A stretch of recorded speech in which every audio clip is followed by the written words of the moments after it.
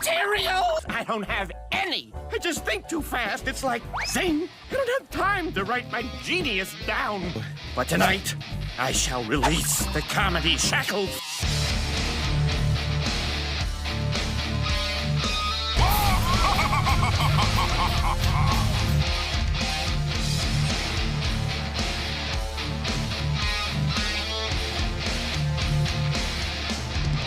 Spooky, scary skeletons send shivers down your spine. Shrieking skulls will shock your soul, seal your doom tonight. Welcome to Midwest Scum, everybody. And if I didn't scare you away with that spooky intro, then this is our Halloween episode. And I am Elliott, of course. I'm here with my co-host Skyler, as per usual. And we're gonna talk about some spooky shit in this episode. It's gonna be fun, I think. I'm here in my costume, of course. Skyler can see that I am dressed as handsome Squidward, in blue face, of course, and got some bad dragons tied to my fingers and my toes. Just stuff that's hanging around in my closet that I need to use for things. Skyler, do you want to tell us what your costume is today? Yeah, I'm a Clippy from Microsoft Word, circa 1998. Oh, that's what it is. Okay. I was, you're, like, fully painted in that, like, robot silver makeup, so I thought that, maybe you were one of those robot guys, but I see now the googly eyes and the the speech bubble that you're carrying around with you. I miss him. I really do. He was such a... I do, too. I remember starting up Microsoft Word in school, and there'd be little Clippy there, and he'd be like, hey, do you need help? Right? And and you could, like, change him, too. Like, if you right-clicked on him, you could change him to, like, different stuff. Oh, yeah. They were all gay, though, instead of Clippy. Yeah, Clippy was awesome. Clippy rocked. Clippy was a thug. I took him for granted at the time. I will say that. I was, like, really proud of my brain. And I was like, I don't need your fucking help. But then, like, as I've gotten older, I'm like, fuck, I miss him. And I could use some help in this document that I'm writing. Yeah, like, how do I insert a picture into a wall of text? I could use some advice on that. It's always a pain in the ass to format that shit. Don't even get me started on, like, margins. Ugh, my god. Fuck margins, dude. You have to write this paper this specific certain way, and if you are within, or not within, like, whatever, 0.2 inches of it, you're fucking getting an F. Yeah. I forget which style it is, either MLA or APA, that's like... I remember APA being a bitch. Yeah, okay, it's APA then. That one's fucking annoying, and it's like, we have this whole page, but you just want, like, kind of a column in the middle of the page. We're killing so many fucking trees just so I could write a psychology paper about the effects of, like, watching too much hentai, I didn't just write send that it to you in a PDF. It's the same thing. Yeah. I mean, honestly, does the format even fucking matter when you're just trying to read something and gain some information? I don't think so.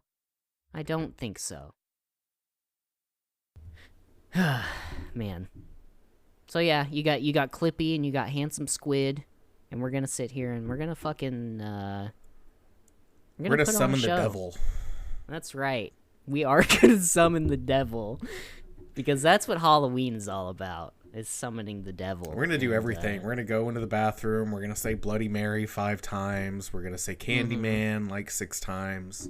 I've got this, like, American whatever, those dolls that have the like porcelain face, but the eyes that stare into your soul. I have one of those here that was we got it out of a sanitarium, child sanitarium. Yeah. It's giving me the creeps, dude. Like, we're gonna have to turn her away from... She's, like, looking directly at me. It's putting me on the spot. I feel spooked, okay? I feel threatened. I legitimately don't feel safe in our recording studio right now. That's right. Scumco Productions studio. No, that's not the name of it. We'll come up with a name for it. I mean, I hope so. It's a 5-story building. Yeah. 3 of those stories are unoccupied. I mean, we have to put on a show. I mean, exactly. We can't. I want to get. Sorry, I want to get those nets installed from the roof so that like we can't jump off and kill ourselves. We can't kill ourselves like when we finally get canceled. Yeah. That's why our social media team's on the 5th floor. Just like as soon as they get the message in that we're canceled, they're gonna jump off the roof. Like that's. I wrote it in their contract. They signed it. They probably didn't read it all. It's kind of like, when you sign a lease for an apartment, and they're like, all right, sign this page and initial this page and fucking, sign this page. And it's like, you're signing a fucking contract with the devil just to live in a studio apartment for $750 a month. Fucking bullshit, dude. Part of that same contract is once they hit the suicide nets to break the cyanide capsule that will hide in the crown of one of their molars. The thing is, they know the suicide nets are there, but I mean, they couldn't just go down to the 4th floor and do it. Nope. It's mathematically impossible to die from that height. Yeah. Plus, all those windows are barred, like a prison. Like most of our windows, except for the 5th floor windows. It helps with productivity if people think they're literally slaving away in a prison. That's correct. Editing our one podcast a week and making the one thumbnail that we post with it. We hire a team of like 50 people to do it. It's insane. They spend a lot of time crafting those thumbnails. They put in a lot of effort to like Photoshop Sigmund Freud's face onto. We take pride in being able to crop out the white space on a picture and then put that onto another picture. It's a scumbag guarantee. Scumbag guarantee that like I know enough of GIMP to put an alpha channel on something and erase the backgrounds, put it on another background. That's really, and I mean I mean our team of Photoshop. Yeah, and those sound engineers we hired for the intro and outros. Yep. Those guys put a lot of work into those. They have to sit there and, spend a couple hours a day on YouTube just trying to find the right clips from certain cartoon shows that I like and not clips from shows that I don't like. You don't tell them, by the way. They have to figure it out on their own. We have the weekly pitch of like, okay, here are the intros and outros that we made, and we listen to them all, like sort of like when they do table reads for TV shows and shit, and we all sit around in a table and listen, and then like they look at my face and I have to stoically either like nod or just like, squint my eyes a little bit, and they're like, depending on either of those reactions is which one they put in. So we both have very different approaches to our managerial process. Like Elliott, he's there with the employees every day. He listens to them. He listens to what they have to say. He has his meetings every week. I prefer, I like to send a very vague email and then when they respond, not respond to it immediately and wait until like 1 o'clock in the morning. That's when I respond to it. And then when they don't respond to it immediately, I get very angry with them. And then you send out that company-wide email that's like, hey, everyone, please check your emails as often as possible. I make sure to CC the offender twice in the same email. Very passive-aggressive, but it's a tough, you don't get it takes strong a village. Yeah, it does. It takes a village to raise a good corporate employee. Here at Scumco, I mean, we put employee mental health above everything. That's why we have the suicide nets. That's right. That's the reason. It's, we're not going to pay for counseling. That's stupid. But and expensive. Nets, yeah, it is, dude. Okay. Real life thing here. I went to counseling 3 times in my life, and every time it was like $63 with insurance for, 45 minutes of talking to this chick who basically, maybe I did therapy wrong. Maybe I was supposed to go in like hard in the first couple sessions and be like, yeah, my stepdad really fucked me up, or like, yeah, I don't really feel good about myself. Instead, like, I, talked about my normal whatevers, and then she kind of gave me the same advice that I was finding through my own personal research of, like, what kind of philosophy, what kind of mental state should I be in instead of like the sad brain state, you know what I mean? So I was like, so I just spent whatever $60 is times 3 to be told. I mean, she did say something about like negative self-talk, and I was like, okay, that's and then I looked it up later and I was like, oh, I understand what that was. I didn't really need to pay this lady $180 to but, that's just me. Therapy works for some people. Therapy doesn't work for others, and then other people just start a podcast and air all of their mental health grievances in a very, very public forum. I've said, and I will continue to defend, that I hold in my emotions for as long as I possibly can. That's probably the healthiest thing to do. It is, or man. I use a different outlet like alcohol or drugs or other addictions, porn, video games. And that really helps a lot. Helps a lot with my self-actualization, which I believe is a therapy term. I have cats too, that helps. I mean, Oh, see, that's nice. They're the best therapists, cat, really. They really are, dude. They give you that look that's just like, it's either like indifference or it's like, yeah, it's probably just indifference, honestly. I mean, you can tell them anything. Here, what? Sora. I killed a man in 1984. And see, he listens. Yeah. That's all he does. He listens. Yeah, he doesn't judge. He just listens and understands. And yes, I named my cat Sora, not like Naruto, like Kingdom Hearts. There's a Sora character in Naruto? I should know this. I'm a Naruto. I think so. I should know this. I remember I told someone that my cat's name was Sora, and maybe it wasn't Naruto, but it was some anime, and I was like, oh, no, it's actually worse.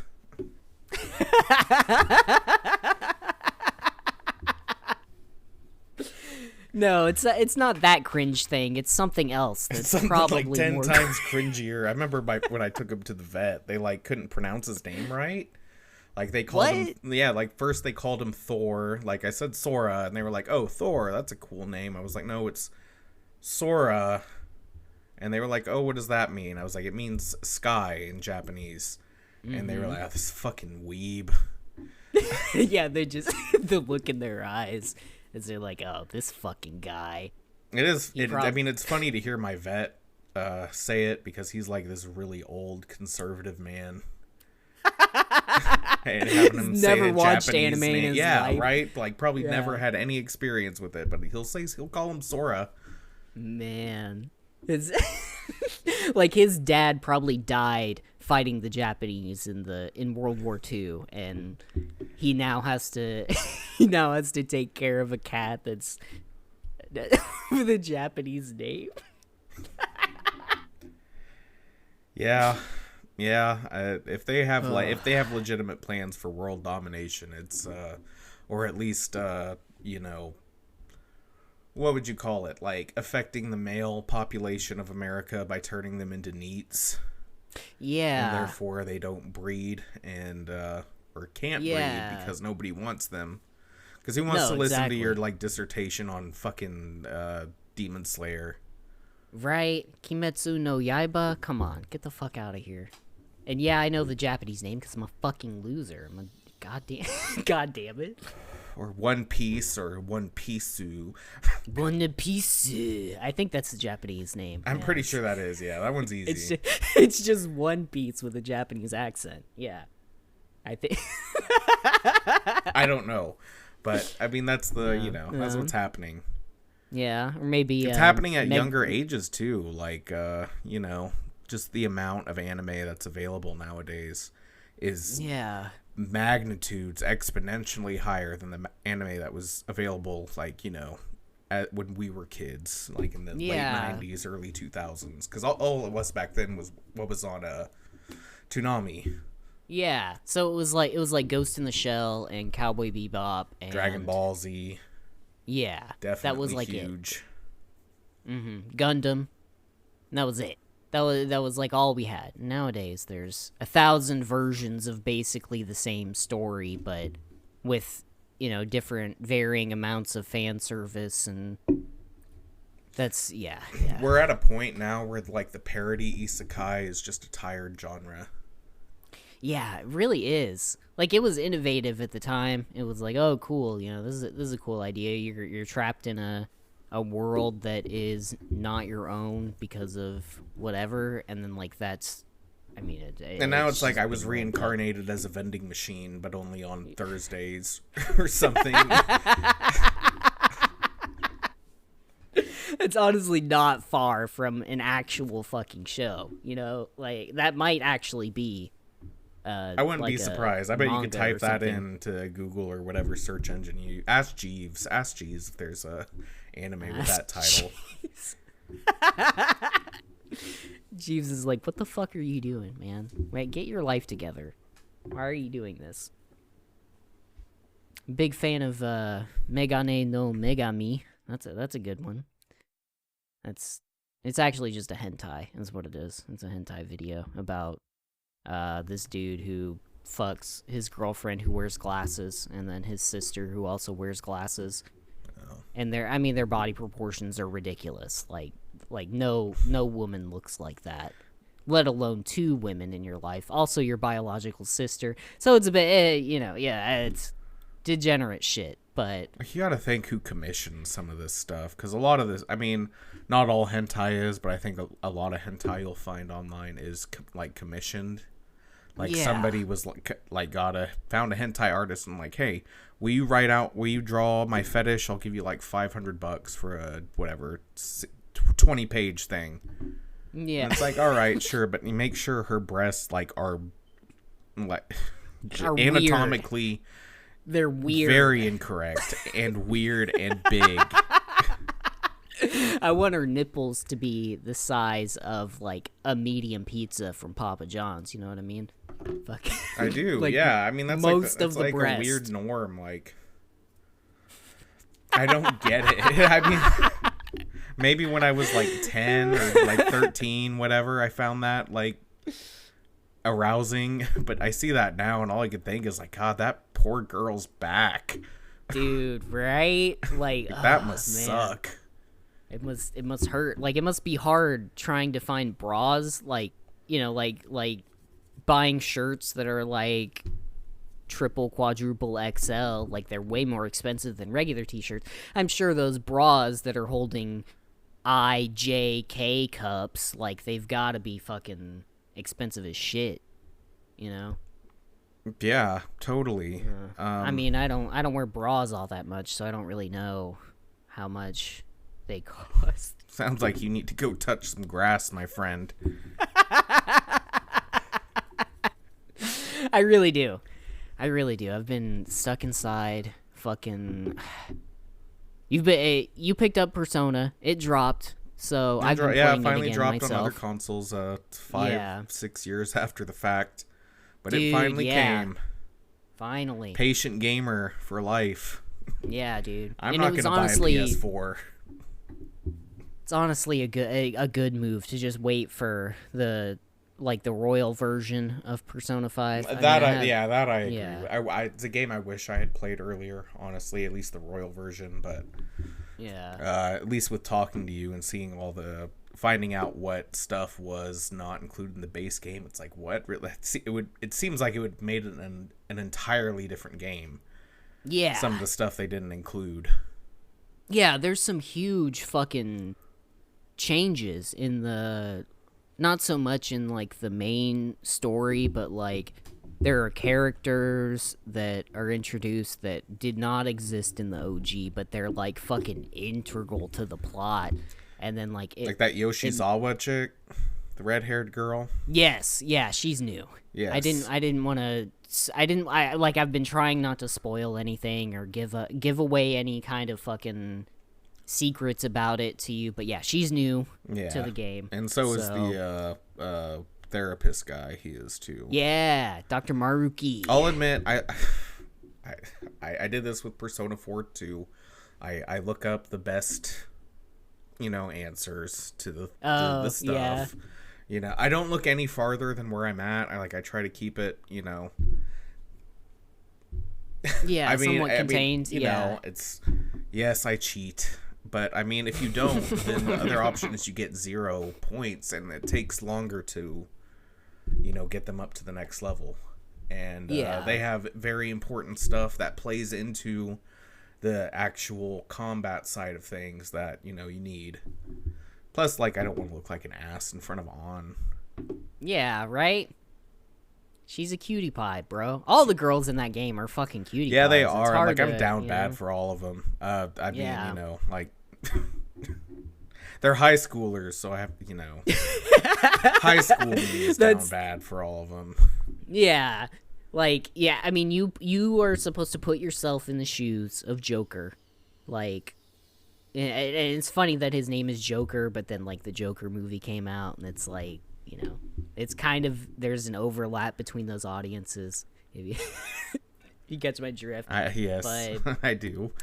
You put yourself in the shoes of the main character, and the main character is a Chad badass dude who all the ladies are falling for, and you have your pick of the litter.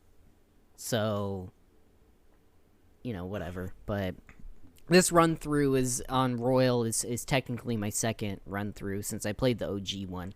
So this one I didn't do a whole lot of the confidant stuff of my team members, but I did a lot of the side characters. So I romanced Kawakami, I romanced the doctor chick, I romanced the shogi chick. I'm building a harem of all the side characters who aren't Phantom Thieves. Can you romance the street orator guy, the politician? Yeah. He, you can make him suck some your of dick. that That's Joker cool. bussy. With Royal, you can romance Morgana now, which is pretty hot. Oh, that's hot. So yeah. It's I'm into fantastic it. It's addicting. game. It's very addicting. Yeah. The gameplay loop, outside of the social stuff, I find very, because it's it's Pokemon. Yeah. With fusion, if you could fuse Pokemon together to make new Pokemon, it's so addicting. I'm super into it. I have to filling out that compendium is just so cathartic. Oh, dude, it's so cool. I really need to spend more time filling out my compendium, but one of the things that kind of was, I think it's a new thing because I don't remember it in OG, was if you fuse a persona that's higher level than you are, you can just pay money to fuse them instead of it doesn't stop you. I think it stopped you in the OG one. You had to be level 75 to fuse a level 75 persona or something like that. That's the way it was in 4 too. Oh, maybe it was in the OG. I can't remember. It's been a long. Well, it long was time. The way you were describing. You had to be you couldn't fuse a persona that was a higher level. And in this one, that's how it was in 4, right? Yeah, in 4, yeah. You Okay. You had to, if you were trying to fuse level 99 something, you had to be 99.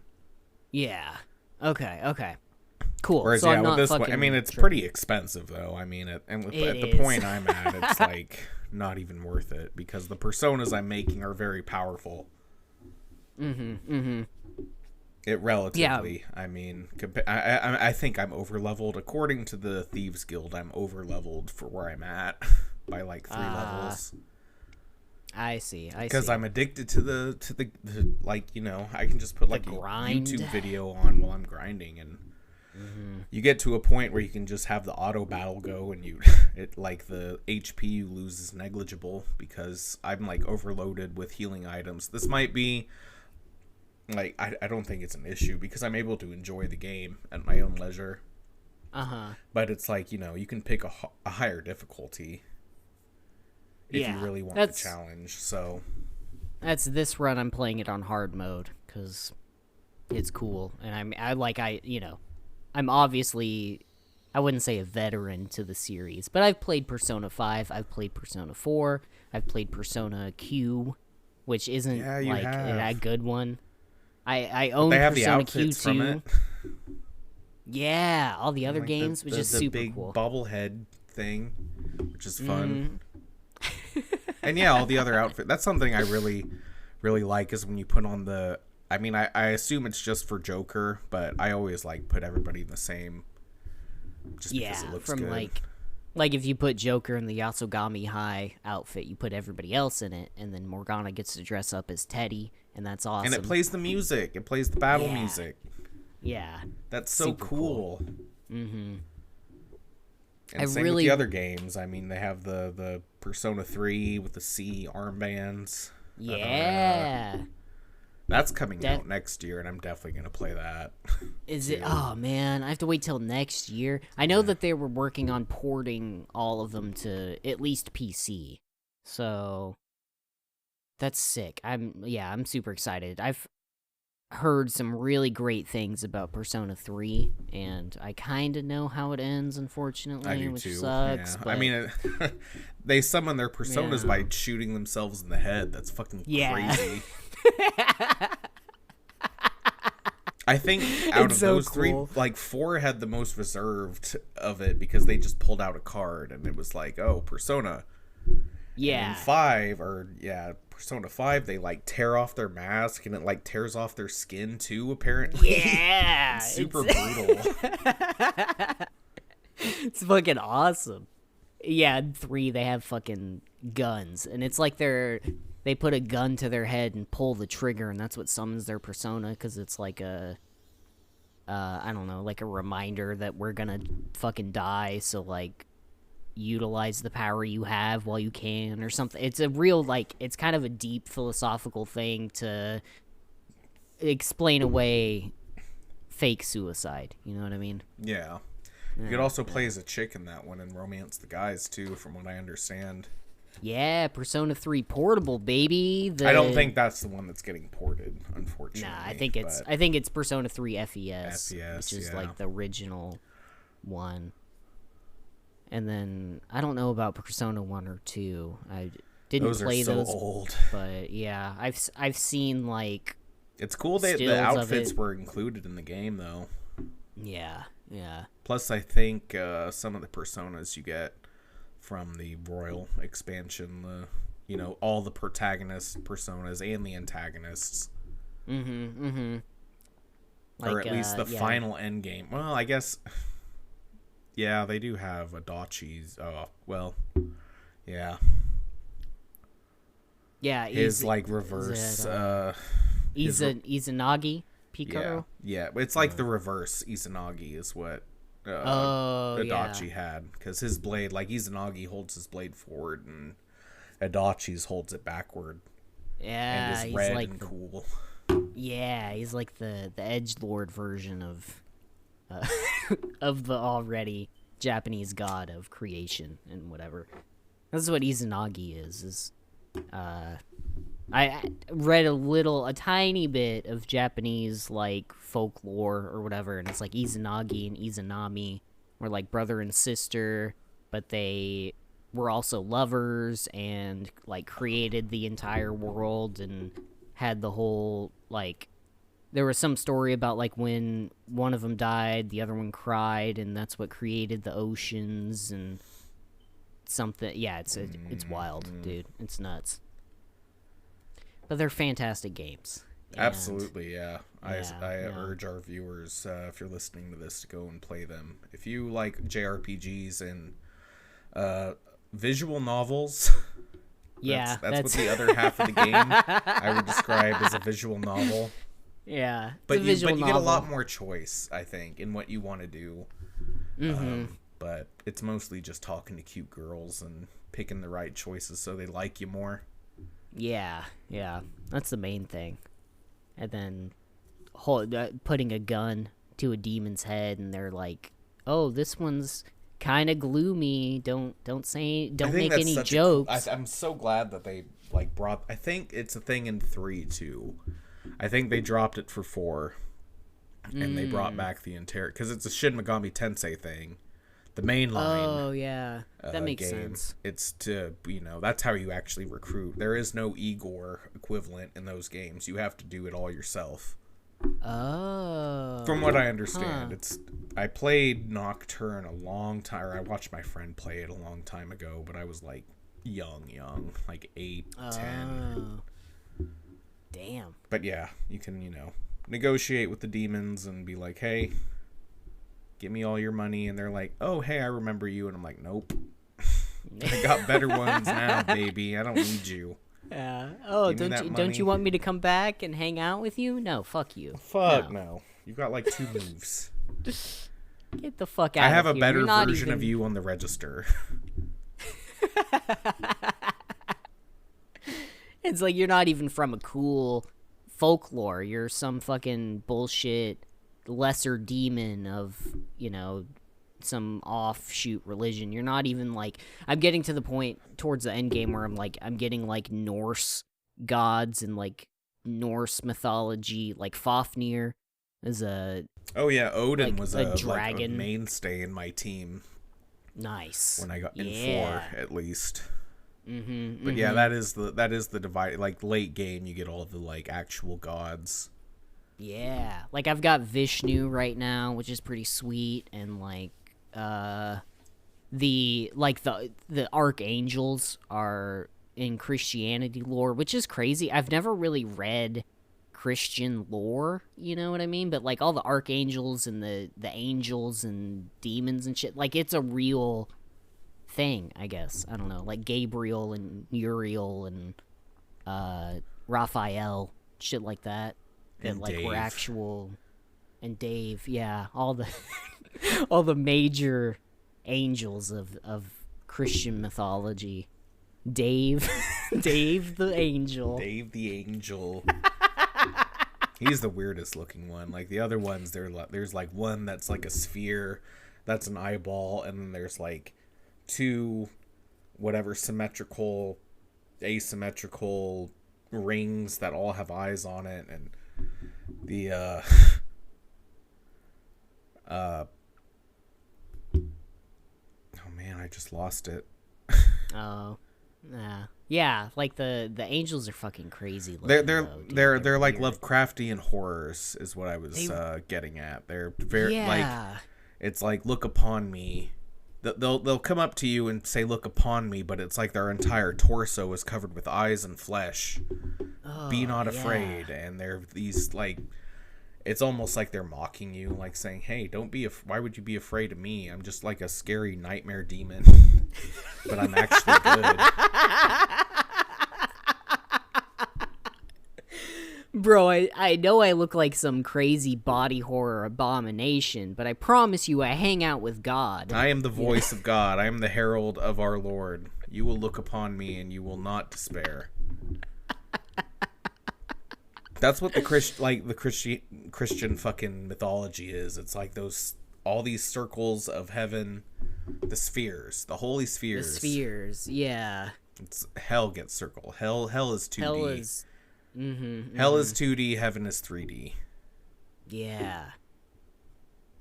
I think Lucifer is one of the like top, or maybe it's just straight up Satan. Is one of the top personas, the like level 99 kind of persona, I think he's one of them.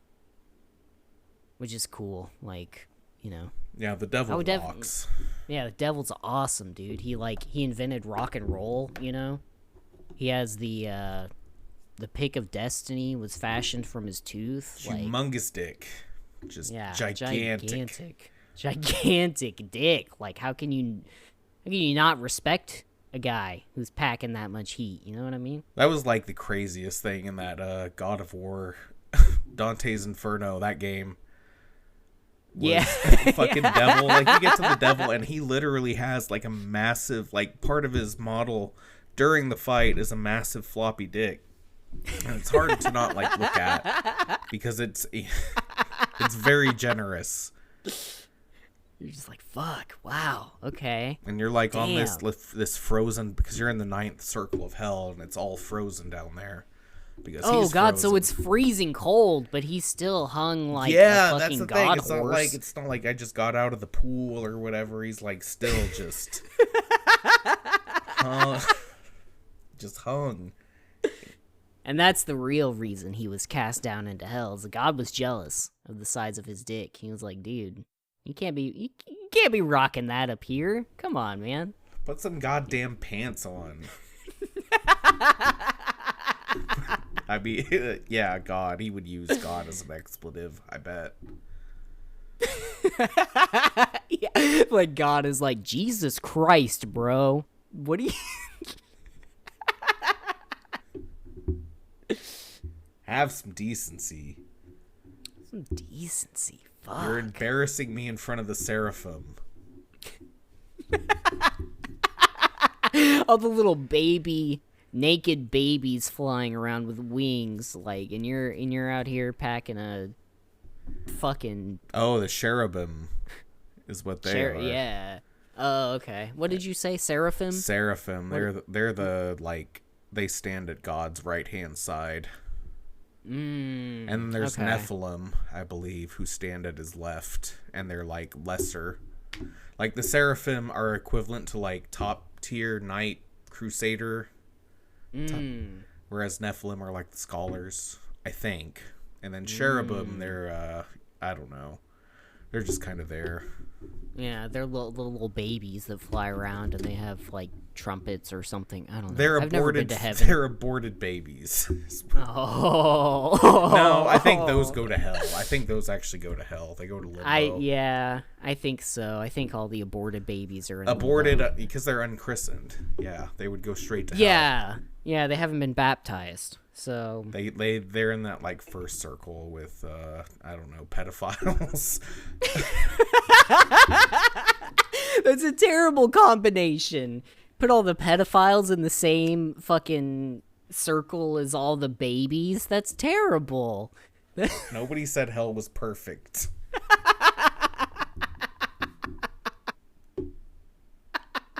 Better they're there than with, like, the gluttony guys that just eat everything. Oh, man. Yeah, like the fucking...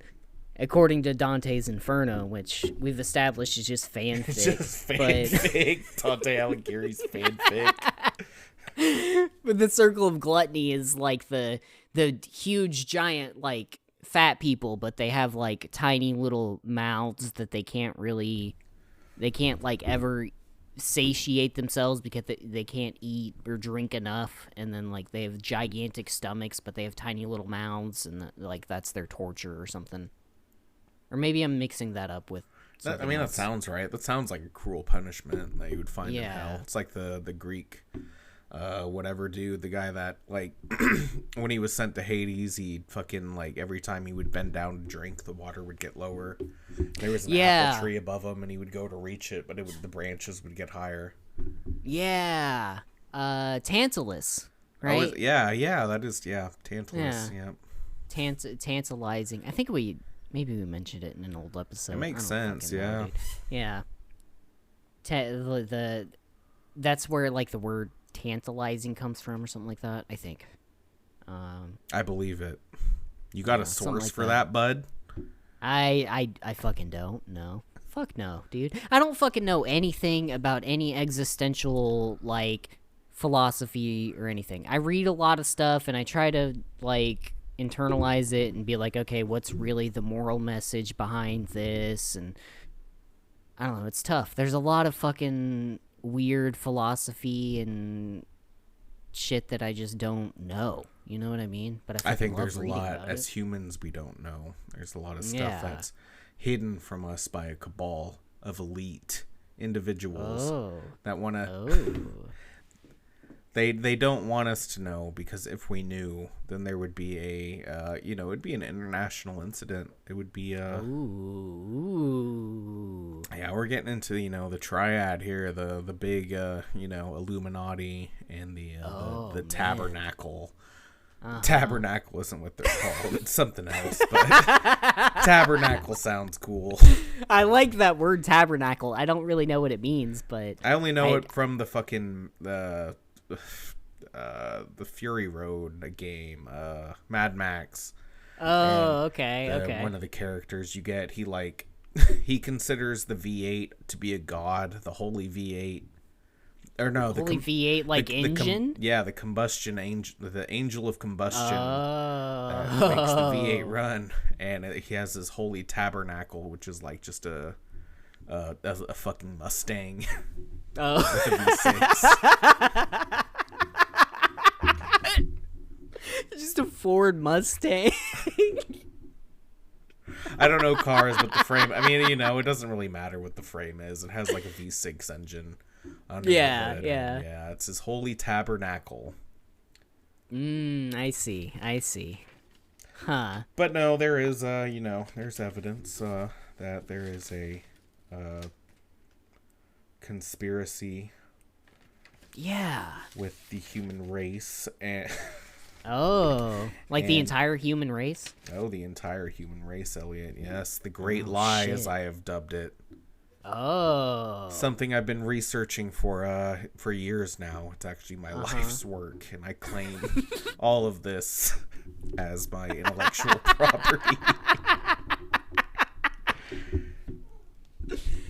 Well, tell me about the Great Lie. What is the Great Lie? The Great Lie is that humans aren't humans, as we would, in our mind's eye, call them. Oh. You see, well,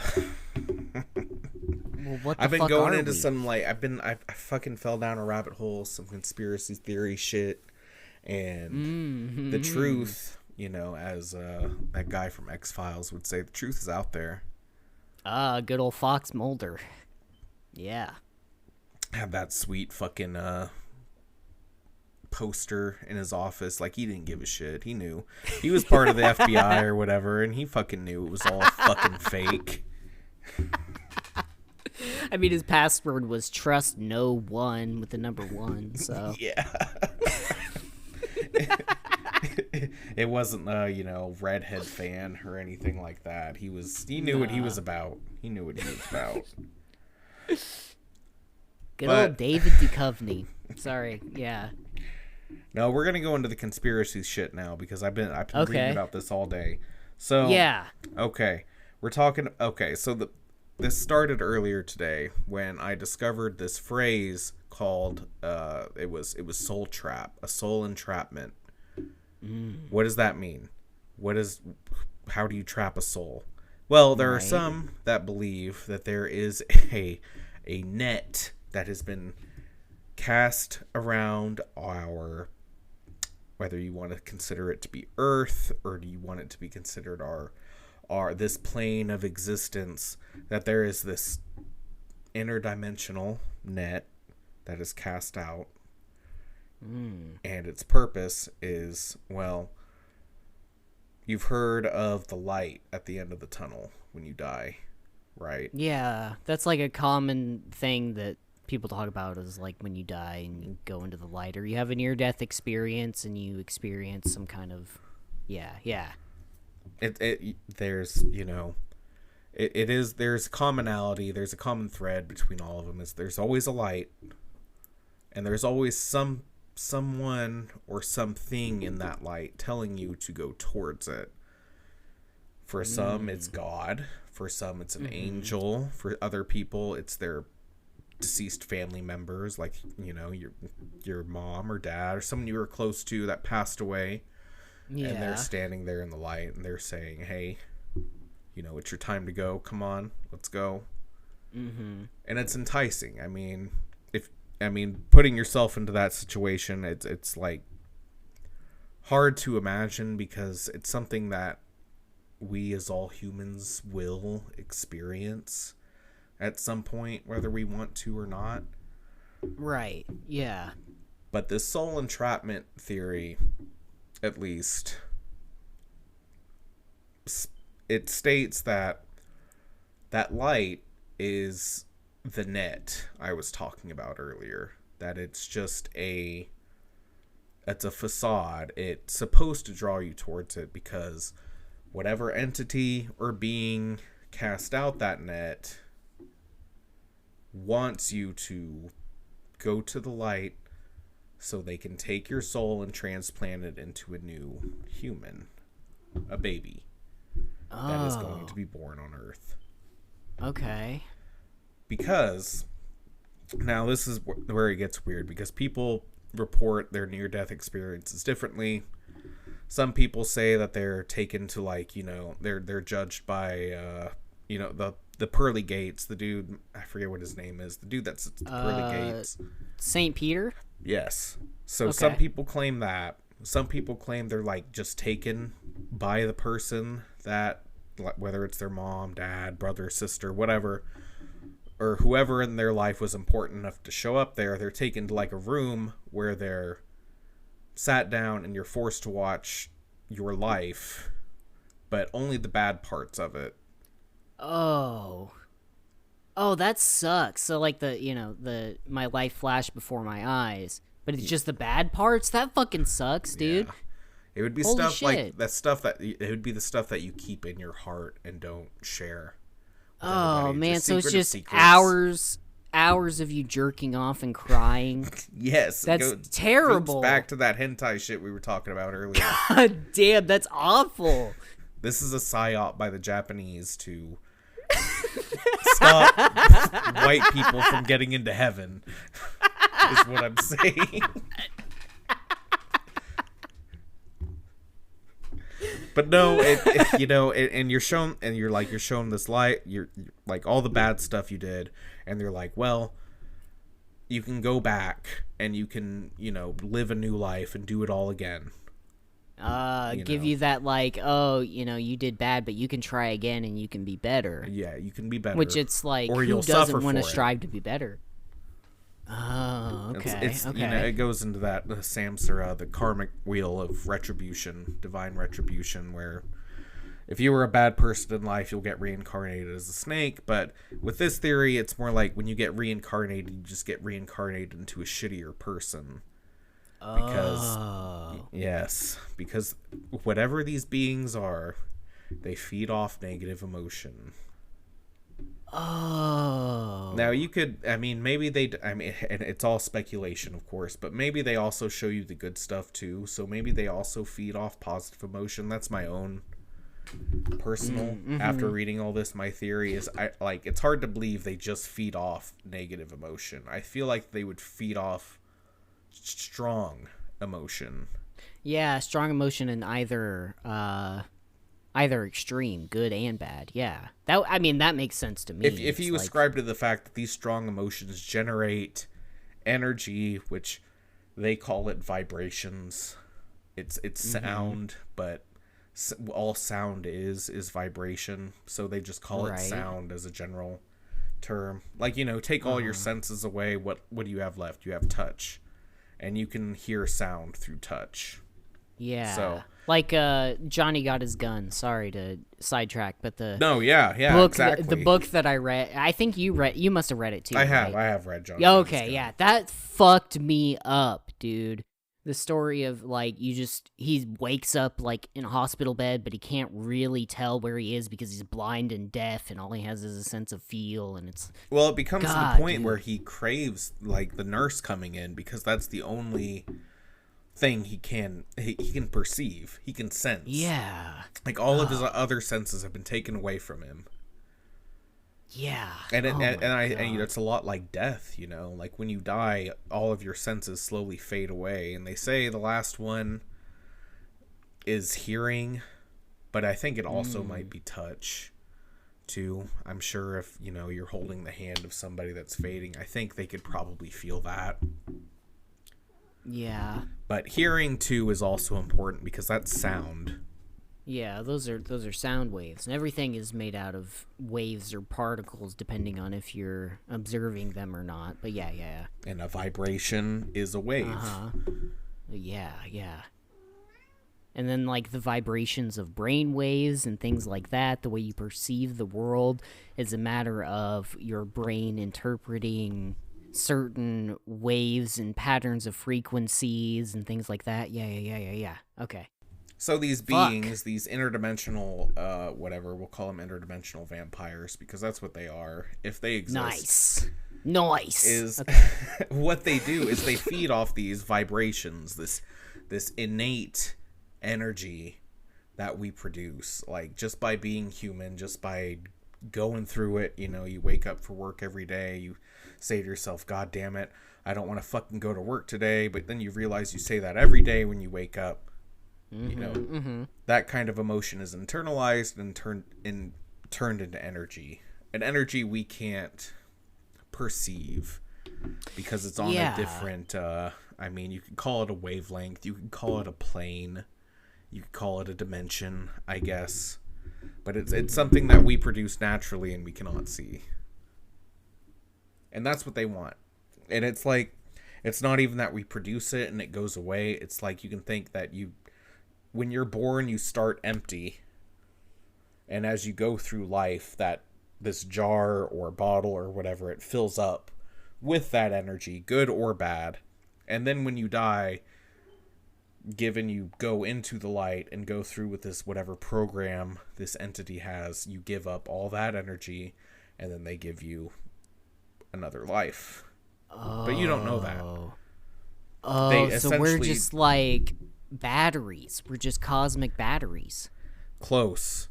We're like generators. Oh my god. All right. Holy fuck.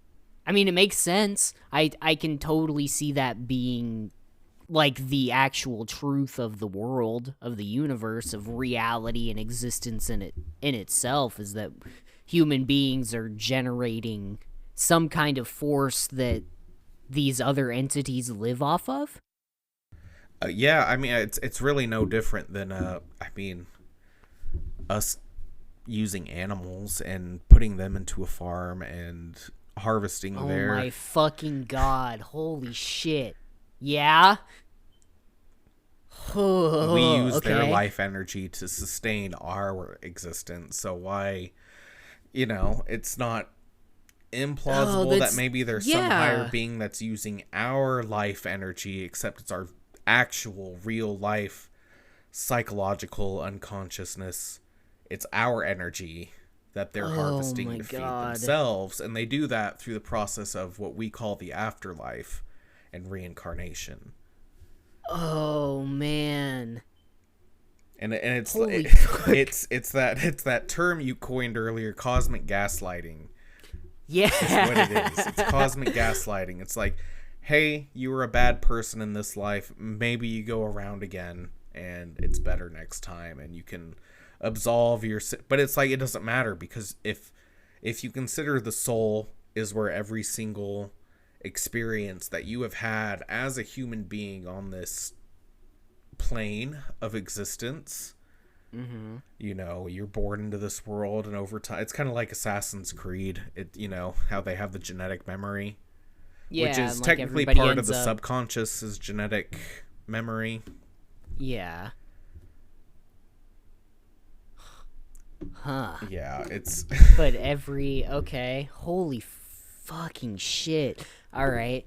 But that aligns with shit that I've read in the past, like, you said samsara, the cycle of birth and death and rebirth and reincarnation. That's like a mainstay tenet of Hinduism/Buddhism, is that we, as human beings, are stuck in a cycle of life, death, rebirth, and then it's a matter of, like, enlightenment, and that's the, like, the goal to attain to in, like, Buddhism is to wake up to this cycle and to break the cycle and to realize that you are deep down the God entity, that you are the Atman, you are the, we're cosmic beings, but our cosmic beings are like, it's our soul. It's not so much our bodies.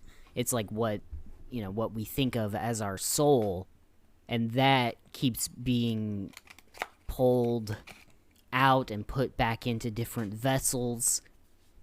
Yes, but vessels is the right term, because your soul is always... it's always you. Your vessel is always you, but because every go around, your memory gets wiped, you keep those, according to this theory, you keep that memory in your soul, but because it's wiped, like, the memory itself is wiped, it's still there, but you can't access it.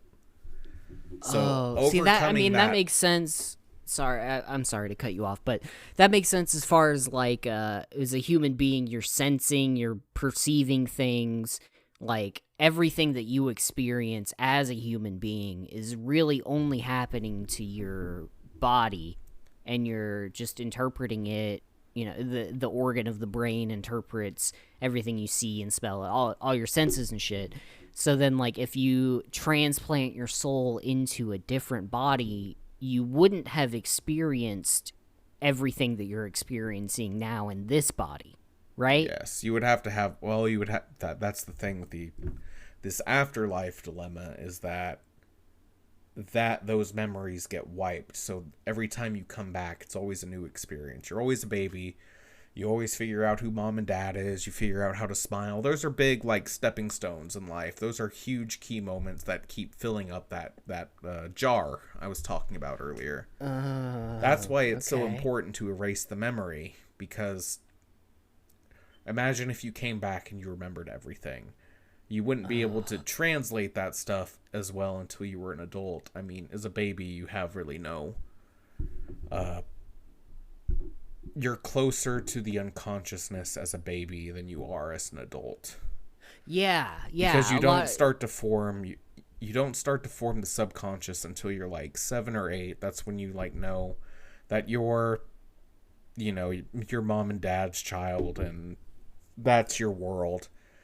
Then when you get to, like, 12 and 14, that's when you develop the unconscious mind, and that's where you kind of figure out what your relationship with God is.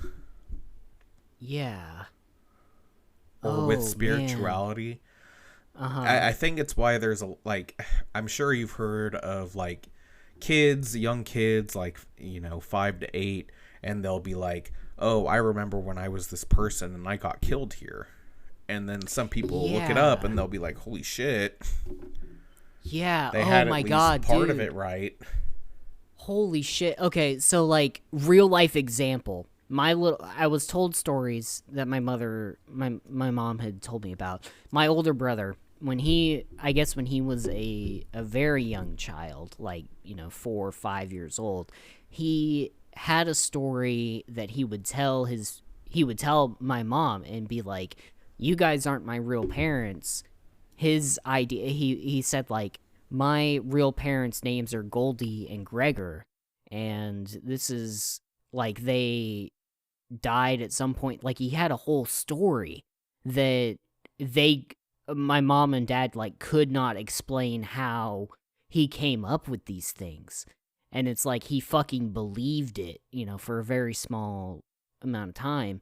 But it's like, how is that not real? Like, that might actually be real. Like, that's an inkling of a memory of a past life, sort of like that. Yes, it would be, because it would be part of the subconscious. And if we consider the subconscious to be every human is linked by their subconscious, like we can't access the subconscious on our own. Right. Like, we're not there yet. It's hard to say if we'll ever be there, but I mean, that's what some people think, is that the subconscious is just like all of our minds are in this giant pool, like some orange Fanta type stuff. Which is why they used the orange liquid in Evangelion. I mean, yeah, that would be the yes.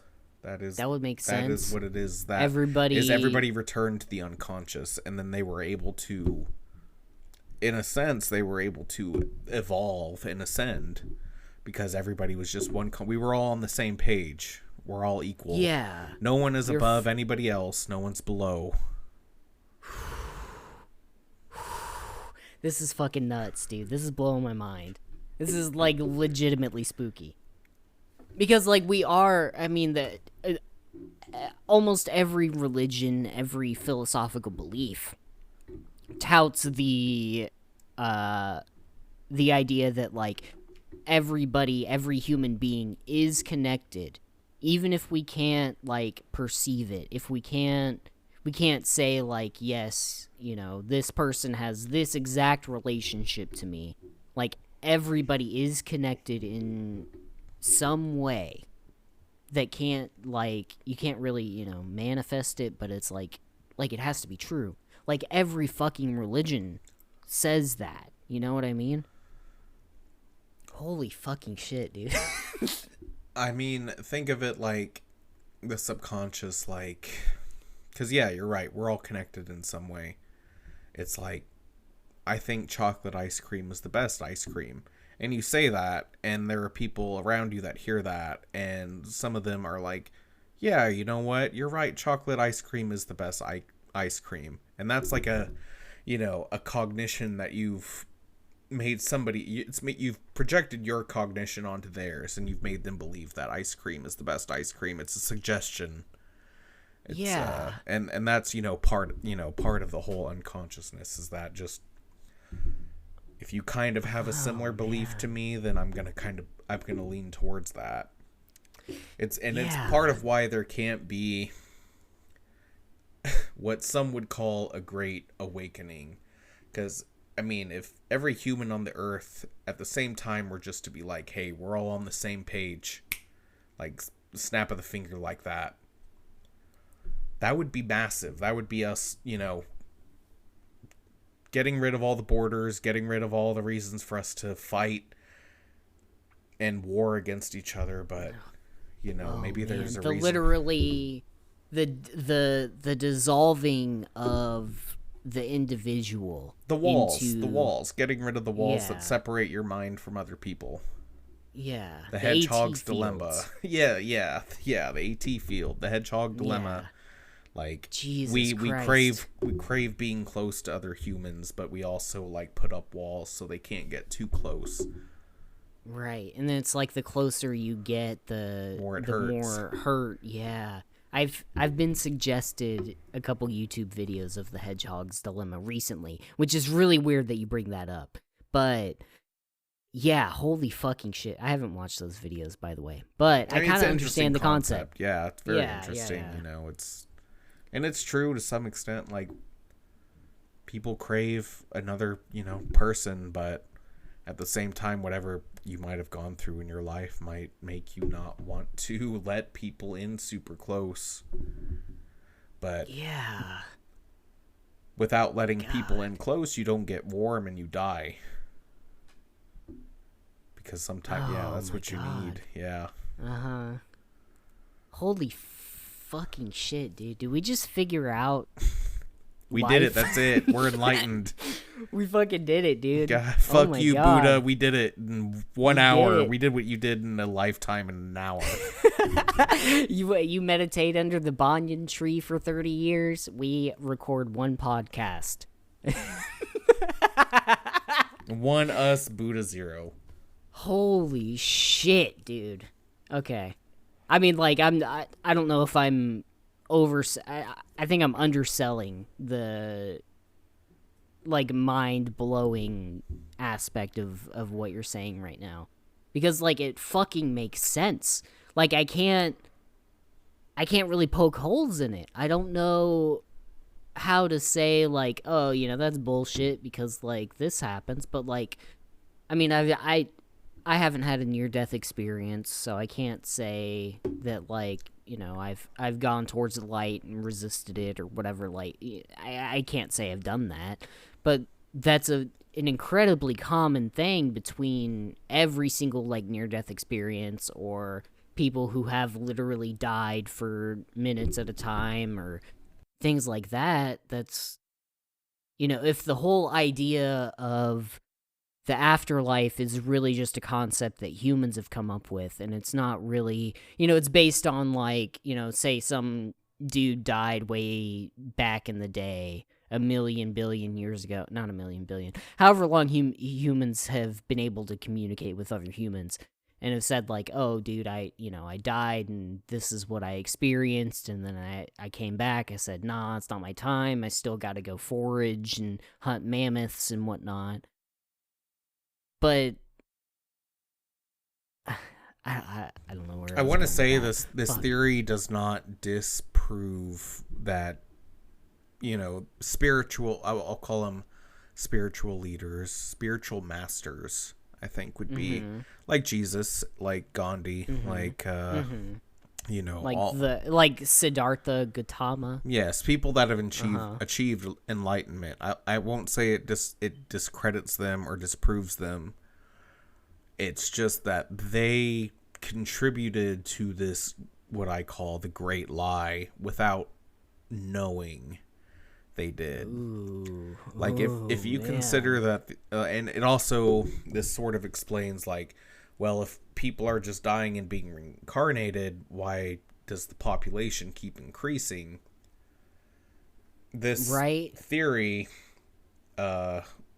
kind of addresses it a bit, in the sense that Earth is different, or whatever perception of Earth is different, and that it is it's like a cosmic school where various entities can go and they can experience, like, it's kind of like a tourist thing, like, experience, like, you can do the whole human experience. You can live a really shitty life and have to pay back loans and deal with shitty managers and stuff, and that'll give you more.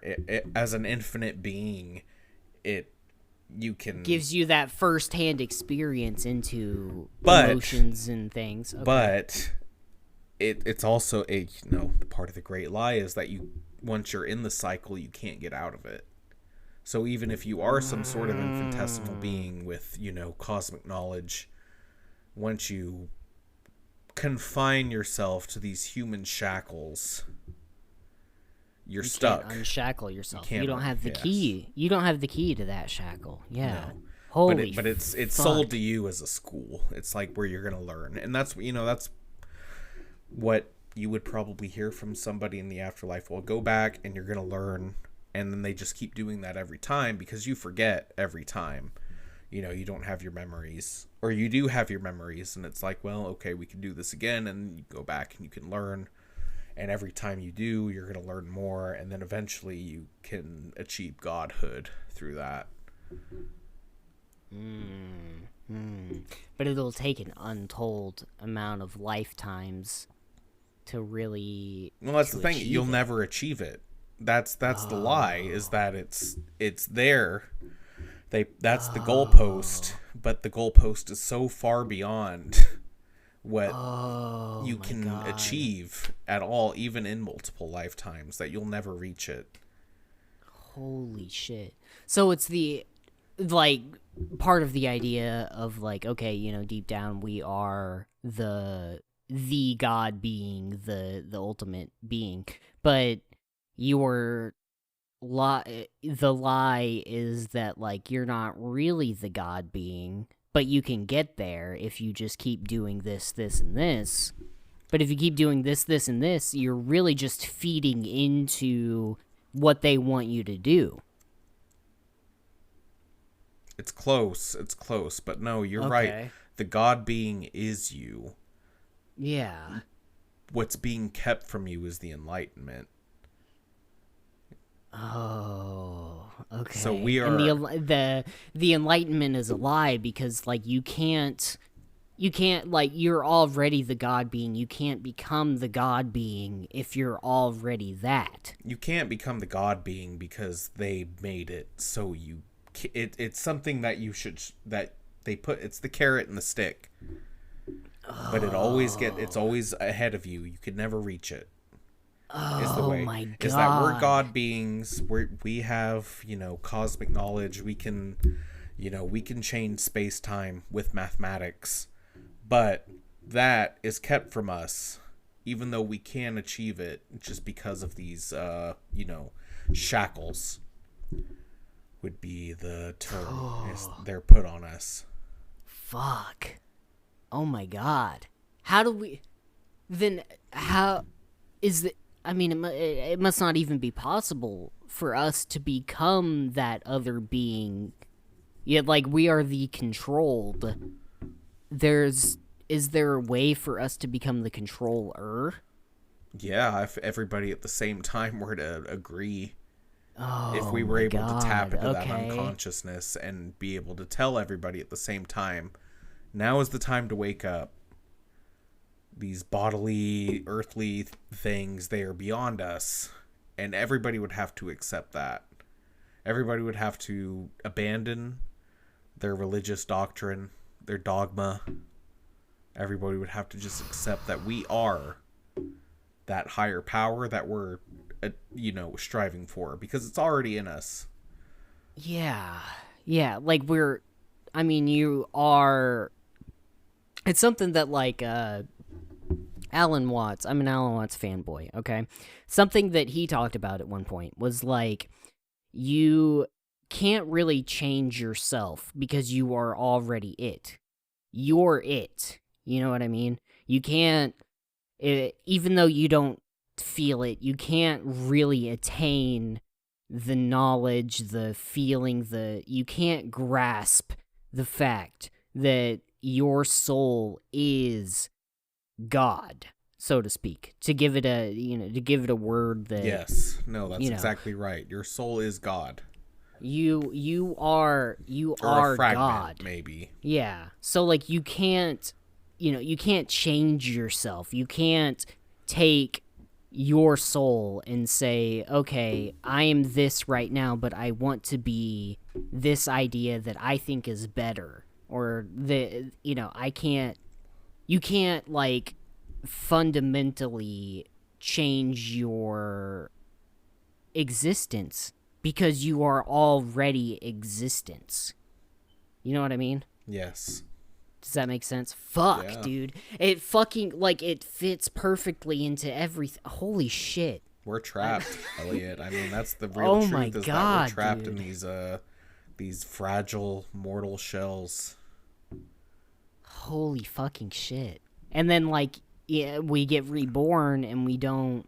We wouldn't know because they remember. were erased. Yeah, those memories were erased. Those experiences that would help us get closer to figuring out, getting closer to that godhood. Because I think the God, like, if you consider that there's a 3-layer, to your, there's the conscious, subconscious, and unconscious.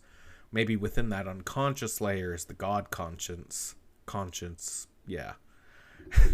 It would be the conscious that's only available to somebody, that is infinite. But we have that infinite in us already, innately. We just don't see it because of the way we can't access it because we're so used to it. We're so used to the life, death, rebirth cycle. Oh my fucking God. And then, like, we're so limited to these dirty ape human bodies that, like, we just can't grasp everything that's going on in our soul, obviously. No. Like, holy Not even the world's most advanced supercomputer at this time could process the soul, all the data that it, like, if you consider it as just hard data of what a soul contains. But then if you think about the subconscious, I mean, that would contain the data of every soul and every, there's just no way you could process that. No. Like, your brain, you would like die. Your brain would overload. Maybe that's what a brain aneurysm is. Maybe is you ascending Is someone ascending? Is somebody who gets just a taste of that ultimate knowledge, the literal omnipotence. And then they die, and then they get sent to a room and have to be reborn. Because our bodies can't handle it. Our dirty, nasty fucking ape shells, they can't process it. Yeah. Oh my fucking god, dude. Holy shit. We're dropping some logic bombs. We're dropping some truth pills. God. In this episode. This isn't a comedy podcast anymore, dude. This is an existential fucking awakening is what this episode is. We are. Oh my god. That's the mantra. I am thou and thou art I. That's you know right. What I mean? Yeah. God damn it. Whew. Holy fucking shit. Welcome to the Midwest Scumbag Podcast. I'm your host, Skyler, here with my co-host, Elliott. And tonight we're going to drop some truth bombs on you. That fucking mask you're wearing, take it off because you're already wearing a mask. You always wear a mask. You're literally embodying the mask. Your physical body is the mask of your soul. It's the mask, it's the ball and chain, it's everything. It's the prison. It's not the mind that's the prison, it's the body. Because the mind is infinite. Yeah. Oh my god. And that's what a lot of Eastern philosophy talks about. Is that maybe it's just psychology, but it's like beyond, what you physically experience in your body is just what you're sensing and experiencing.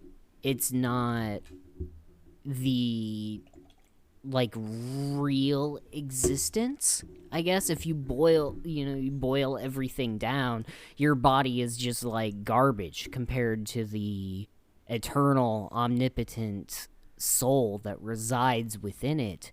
The infinite being that resides. Jesus. It's an infinite being. So if you consider that it's that there is a snare around us, somebody figured out how to enslave an infinite being, a god. They figured out how to enslave a god. Oh my god. And I mean, you were talking about there's a net over our reality that holds us in. What the fuck did I explain a couple episodes ago about Indra's net? Yeah. That everybody is fucking connected in a way, and yeah, oh my fucking god, dude. It just falls into place too perfectly. I can't say that you're just full of shit. I can't disprove you in any way. You know what I mean? It's hard to prove negative. Yeah.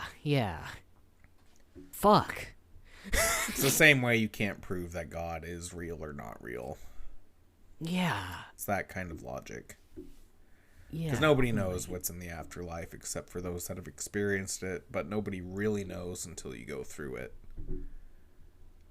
Yeah, and then it's not like you can come back and say, oh yeah, this is, I experienced this, and this. You and can't it's not really process it with the brain. You can't just tell, it's not as easy as being oh, well, when you see the light, just don't go towards it. Because, when you see the light, you're going to see whatever is doing it wants you to see. You're going to see your dead parent. You're going to see your dead lover. You're going to see God if you're really religious, or an angel, or someone that's telling you to. And then they'll consider it to be a hologram or something you'd see in a VR headset. It's just manufactured so that way you will go through it. Oh my god. Yeah, how could you live your whole life, you build up all these relationships with people, you have these super strong emotional connections, and then eventually all those people die because we're humans, we're gonna fucking die. So then finally when it's your turn to pass on from this vessel, you're gonna see and experience the other connections that you've made. Or, I mean, not really even them, you're going to experience in the way you're explaining it, it would be a facade of those connections. Yeah, that would be literally the most persuasive thing that you could ever fucking experience. And they're going to persuade you to go into the light. Because you'll be with them in the end. Yeah, and it's like, okay, this is the eternal happiness. You'll find salvation is by going with them. Oh my god, but the whole thing is a fucking ruse. It's, oh my god. It's just meant to trap you. It's just meant to keep you in the cycle. Fuck. This endless now. Holy fucking shit, man. Oh, Jesus Christ. I'm gonna journal about this so hard later. You have no idea. You didn't think it, but this was the reason why we bought the suicide nets for The Office. Is for episodes like this. And the backup cyanide capsules. Oof. Yeah, our editors right now are probably like, God damn, they're going through an existential Half of crisis. them killed themselves already, but I mean that's a weekly thing. That's what we get for contracting out of San Diego. Damn. Shout out to San Diego. Yeah. Yeah, Mission Beach, baby. I've been there. That's where I experienced the ocean and the first actual experience in this life as Elliott Sherwood of being like, oh fuck, I'm just a speck on a speck on a speck. I think I've talked about it before. They're gonna show you that at your life counseling thing. Oh my at god, the end of your dude. life. They're gonna be like, oh, you remember this moment? Remember the feeling you felt then? And they're gonna be like, oh yeah, he remembers. That's the scene. That's the scene, dude, of like, hey, remember when you were wearing that blue shirt and then you took the shirt off and then you jumped into the water in December on the beaches of San Diego, and the first time that this body has experienced the ocean. But how many lives before this that I've experienced where I was like, a whaler, or I was Captain Ahab or something like that. You know what I mean? Right. That. Yeah. Whew, it's like the first time this body experienced killing a man. And watching life drain from his eyes. Back in 1984, is that what you said? Or 89? Yeah. The meme year. It was just me literally and my wife 1984. at the time, Zelda, and we were driving through the Arizona desert, and we may or may not have hit something, and then I got out of my car, and I noticed that something was still breathing. Oh, so then you curb stomped it and then buried its body in the unforgiving desert of Nevada. Is that what you said? I'm sorry. Yeah, driving through the desert. It was. Did you say Nevada? I'm pretty sure it was Nevada. I think there's a desert there. Ooh, Yeah, I know. We hit some truth bombs this episode, so I think we need to end it. And we're way over an hour. Yeah, we gotta start doing the Patreon. We haven't had any clips. jokes. Yeah, dude, we really need to. Here's a joke that I thought of for this episode to end it on a light note. What if we remake the movie Stuart Little, but with Jason Biggs? So, that juxtaposition, it's Stuart Little, and he's like, oh, hey, I'm a mouse now, and like, hey, my adopted parents, like, I tried to fuck this apple pie, but it's the size of an ocean to me because I'm a little mouse, and that's the movie. It's Jason Biggs who voices Stuart Little. He's the guy from American Pie. Can you imagine being one of those children in that fucking goddamn adoption place, and these parents pick a goddamn rat over you? Fucking Dr. House and his hot wife come in, and they're like, yeah, we'll take the fucking animal. Yeah, we don't want this black kid. We're gonna take the fucking rat. We're literally gonna take something that's a different species from us. Because, like, oh, he's cute and he wears little jeans. But here's my counterpoint. What if it was Stuart Little, but he didn't have any skin? Ooh. What? So and he was just constantly screaming every single season. He doesn't have any dialogue. He's just like, I'm in constant pain. Kill me. But no, and, they like, adopt the cat him. knocks over a salt shaker, and he's standing underneath it. Everybody laughs.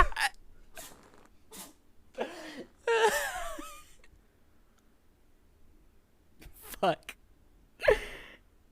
Well, I think that's it for Midwest Scumbag tonight, folks. Yep. Happy Halloween, motherfuckers. Yeah, Holy shit. We hope we put the fear of God in you, but it really doesn't matter because we are God, and God's not real at the same time. Yep. Good night, folks. This is great!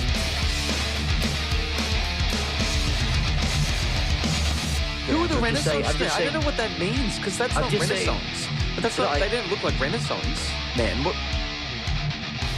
Shut the hell up!